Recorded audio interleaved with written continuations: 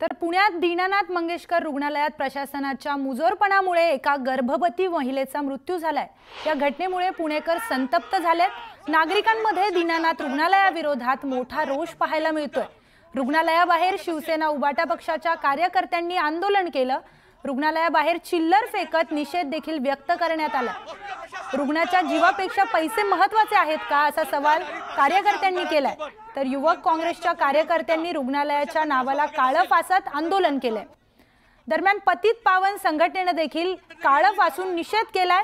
रुग्णालय प्रशासनाविरोधात सदोष मनुष्यवधाचा गुन्हा दाखल करा अशी मागणी या संघटनेकडून करण्यात आली आहे।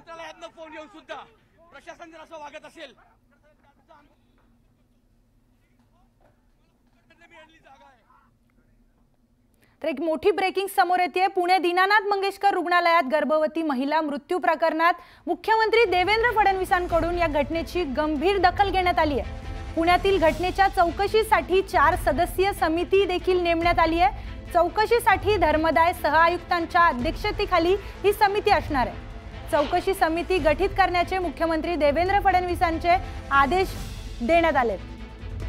तर पुण्यातील घटनेच्या चौकशीसाठी 4 सदस्यीय समिती नेमण्याचे आदेश मुख्यमंत्री देवेंद्र फडणवीसांनी दिले आणि या प्रकरणाची मुख्यमंत्र्यांकडून गंभीर दखल घेण्यात आली आहे।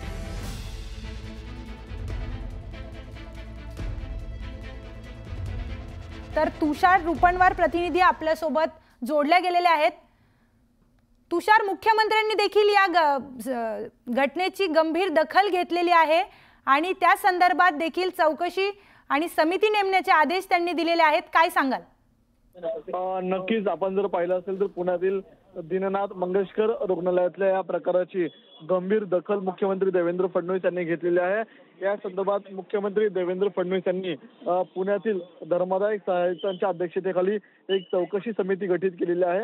या चौकशी समितीमध्ये उपसचिव श्रीमती यमुना जाधव यांच्यासहित आपल्याला विविध विभागांचे 3 अधिकारी असणार आहेत आणि ही चौकशी समिती आपल्याला लवकरच अहवाल देताना पाहायला मिळणार आहे।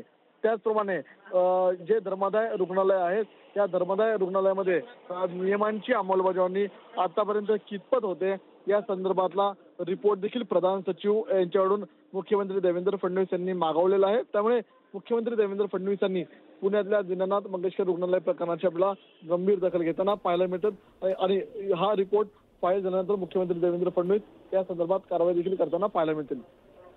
धन्यवाद तुषार दिलेल्या सविस्तर माहितीबद्दल।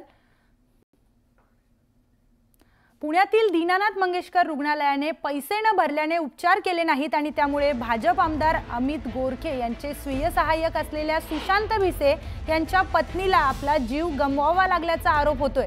प्रसूतीसाठी रुग्ण दाखल करून घेताना 10 लाख रुपये भरण्यास सांगत उपचार करण्यास रुग्णालयाने नकार दिल्याचा आरोप करण्यात आलाय।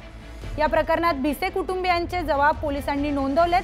पोलीस आज रुग्णालयात जाऊन या संदर्भात चौकशी करणार असून रुग्णालयातील डॉक्टरांचे देखील जबाब घेऊन पोलीस याचा अहवाल जिल्हा मेडिकल बोर्डाकडे सोपवणार आहेत। रुग्णालयातील सीसीटीव्ही देखील तपासण्यात आल्याचं सांगितलं जातंय।